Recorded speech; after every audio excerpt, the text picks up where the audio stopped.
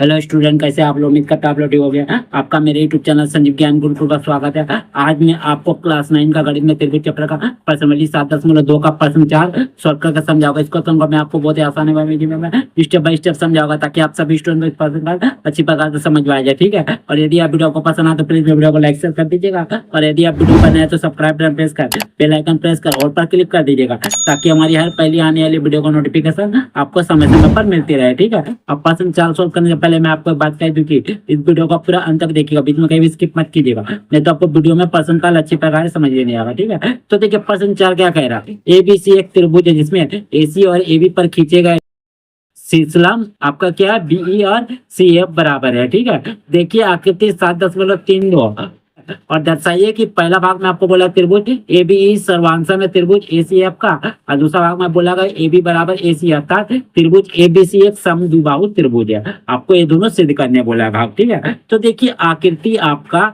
7.32, इसमें देखिए A B C एक त्रिभुज दिया गया ए बी सी। ठीक है, जिसमें ए सी है, देखिए ए सी और ए बी, ये देखिए ए बी। ठीक है, पर खींचे गए शीर्षलंब बीई, देखिए ए बी ए सी पर क्या खींचा गया आपका शीर्षलंब बीई, देखिए। ठीक है, और ए बी पर खींचा गया सी एफ, देखिए ए बी पर सी एफ शीर्षलंब खींचा गया, और ये दोनों शीर्षलंब आपस में क्या बराबर है, ये आपको कहा गया है। ठीक है, तो आपको सिद्ध करना है त्रिभुज ए बी ई, त्रिभुज ए बी ई, ये जो त्रिभुज है आपका त्रिभुज ए बी ई बराबर है त्रिभुज ए सी एफ का, त्रिभुज ए सी एफ मैंने इस त्रिभुज के बराबर है, ये आपको सिद्ध करने बोला, मैंने ये दोनों त्रिभुज बराबर है। ठीक है, और दूसरे भाग में बोला गया ए बी बराबर ए सी, मैंने ए बी भुजा ए सी भुजा के बराबर है, ये आपको सिद्ध करने बोला है। ठीक है, अर्थात ए बी सी एक समद्विबाहु त्रिभुज है, मैंने इनका ये दोनों भाग आपका बराबर है भुजा। ठीक है, चलिए तो सबसे पहले जो दिया उसको हम लिख लेते हैं, उसके बाद सवाल पे आगे बढ़ते हैं। ठीक है, तो लिखते हैं हल, तो लिखते हैं हल।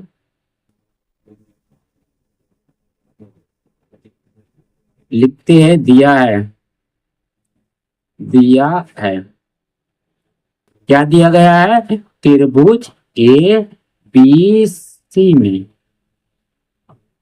में क्या दिया गया, ए सी और ए बी पर खींचे गए लंब क्या शीर्षलंब बीई और सी एफ है। ठीक है, ए सी पर बी लंब है, तो लिख दीजिएगा ए सी लंब बीई।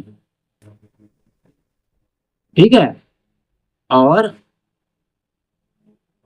ए बी लंब क्या आपका सी एफ। ठीक है, ये आपको दिया गया है। ठीक है, और बोला गया बीई सी एफ भुजा के बराबर है, तथा बीई बराबर है सी एफ भुजा के। ठीक है, ये आपको दिया गया, आप सिद्ध क्या करना उसको भी लिख लीजिए, तो लिखते सिद्ध करना है। तो देखिए ये दोनों भाग आपको सिद्ध करना है। पहले भाग में आपका बोला गया है त्रिभुज ए बी ई सर्वांश में आपका त्रिभुज ए सी एफ का। ठीक है, और दूसरा भाग आपका बोला गया है ए बी बराबर है ए सी का। ठीक है, अर्थात त्रिभुज ए बी सी एक समद्विबाहु त्रिभुज है, त्रिभुज है। चलिए हो गया, इतना हमने लिख लिया। अब क्या करेंगे, इसको हमको सिद्ध करना है। तो देखिए सिद्ध करने का सवाल में हम लोग क्या लिखते हैं, प्रमाण लिखते हैं। ठीक है, तो यहाँ पे क्या प्रमाण, अब इसको हम लोग प्रमाणित करेंगे कि आपका त्रिभुज ए बी सी सर्वांश में त्रिभुज ए सी एफ का किस प्रकार। ठीक है, तो देखिए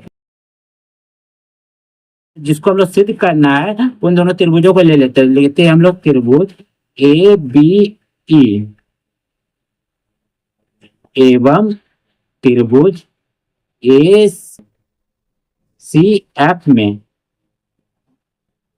ठीक है, तो देखिए इन दोनों त्रिभुजों में देखिए त्रिभुज ए बी ई और त्रिभुज ए सी एफ में, इन दोनों त्रिभुजों में देखिए आपको बोला गया है बीई भुजा ए सी पर बीई भुजा और ए बी पर सी एफ भुजा, बीई और सी एफ भुजा आपस में बराबर है। ये आपको प्रश्न में कहा गया, तुम लोग लिखेंगे ए बीई में बीई, बीई बराबर है सी एफ के भुजा के, सी एफ के।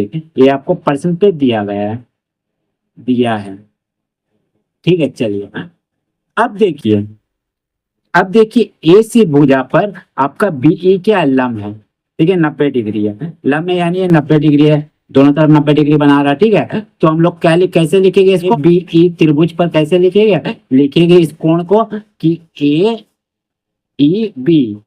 ठीक है, तो हम लोग इसको लिखेंगे कैसे, ए ई बी, लिखेंगे कोण ए ई बी बराबर है किस कोण के, त्रिभुज ए सी एफ में किस कोण के, कोण ए एफ सी के, कोण ए एफ सी के, मानी एक कोण इस कोण के बराबर है। ठीक है, इसको हम लोग लिखने का तरीका है ए ई बी बराबर है कोण ए एफ सी के। ठीक है, अब कारण क्या देंगे कि प्रत्येक कोण आपका 90 डिग्री है, प्रत्येक कोण 90 डिग्री है। चलिए हो गया। अब चलिए, अब देखिए त्रिभुज ए बी और त्रिभुज ए सी एफ में, इन दोनों त्रिभुजों में देखिए, आपका दोनों त्रिभुजों में देखिए कोण ए है, मैंने कोण ए उभयनिष्ठ है, मैंने दोनों त्रिभुजों का कोण ए मिल ही रहा है। ठीक है, तो हमने यहाँ लिखेंगे कोण ए बराबर कोण ए। ठीक है, कारण दे देंगे उभयनिष्ठ, उभयनिष्ठ कोण। ठीक है, चलिए तो देखिए आपका इन दोनों त्रिभुजों में 3 समानताएं में मिल गई। क्या मिल गई, 3 समानताएं, पहला आपका कोण है, दूसरा भी कोण है, एक आपका भुजा है, माने 2 कोण बराबर है, 1 भुजा बराबर है। और जब भी कभी आपका 2 त्रिभुजों में यानी त्रिभुज ए बी और त्रिभुज ए सी एफ में, इन दोनों त्रिभुजों में आपका 3 समानताएं मिल जाती है, तो हम लोग क्या हो जाता है, ये दोनों त्रिभुज आपका सर्वांग सम हो जाएगा। ठीक है, तो ये दोनों त्रिभुज आपका सर्वांग सम है क्योंकि हमें 3 समानताएं मिल गई, 2 कोण और 1 भुजा। ठीक है, तो हम लोग लिख सकते हैं इसीलिए एंगल साइड एंगल सर्वांग समता से, सर्वांग समता से, समता से,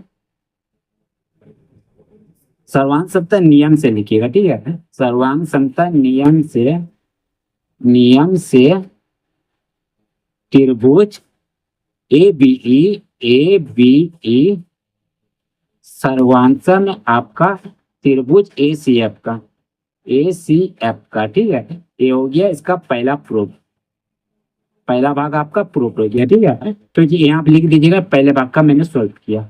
ठीक है, चलिए अब मैं सेकंड भाग को सॉल्व करूंगा। तो देखिए सेकंड भाग का आपको क्या बोला गया है, देखिए ये जो आपका ए बी भुजा ऐसी भुजा का बराबर है, मैंने ए भुजा ए बी आपका इस एसी भुजा के बराबर है, ये आपका सेकंड भाग में बोला गया है। ठीक है, तो हम लोग करते हैं। ठीक है, तो देखिए कैसे होगा, जब देखिए आपका ए दोनों त्रिभुज सर्वांसम हो गया, ए बी और ए सी एफ आपका जब 2 त्रिभुज सर्वांसम होता है किसी भी त्रिभुज में, ठीक है, तो जब इसका 2 त्रिभुज सर्वांसम है तो इसका प्रत्येक संगत भाग, अब प्रत्येक संगत कोण और भुजा आपका आपस में बराबर होता है। तो देखिए ए कोण इस कोण के बराबर है, ए भुजा इस भुजा का बराबर है, ए तो बराबर है ये दोनों में, दोनों के लिए, और एक कोण भी आपका इस कोण के बराबर होगा। जब सब आपस में बराबर है भाग दोनों त्रिभुज के, तो आपका ए भुजा भी इस भुजा के बराबर होगा। ठीक है, किस नियम से, सीपीसीटी नियम से। ठीक है, तो हम लोग यहाँ लिख सकते हैं, इसीलिए यहाँ लिखिएगा चूंकि, ठीक है, चूंकि त्रिभुज ए बी ई सर्वांशन आपका त्रिभुज ए सी एफ के।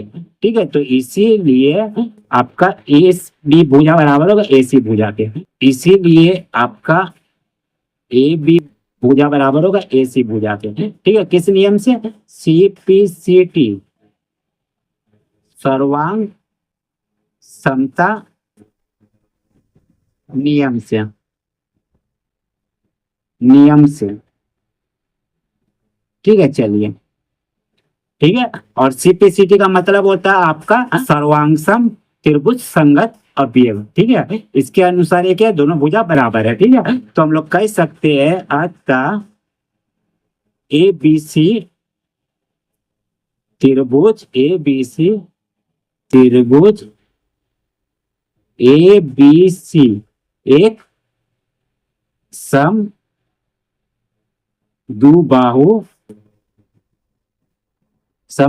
त्रिभुज है। त्रिभुज है, ठीक है, क्योंकि त्रिभुज ए बी सी में आपका ए बी बराबर ए सी भुजा के, ये दोनों भुजा बराबर है, इसीलिए समद्विबाहु त्रिभुज है, इसका दो भुजा बराबर है, ठीक है। तो ये भी आपका प्रूफ हो गया, ठीक है, तो लिख दीजिए ये सिद्ध हो गया, ठीक है। तो उम्मीद करता हूं आपको मेरे यह वीडियो पसंद आया होगा। यदि आपको मेरा यह वीडियो पसंद आया तो प्लीज मेरे वीडियो को लाइक से सब्सक्राइब कर दीजिएगा, और यदि आपको वीडियो समझने में कोई कष्ट हो तो मुझे कमेंट कर सकते हैं, और यदि आपने इससे पिछले दिया वीडियो नहीं देखा है तो आप मेरे डिस्क्रिप्शन के लिस्ट पर जाकर देख सकते हैं, ठीक है। तो फिर मिलते हैं अगले वीडियो के साथ, धन्यवाद।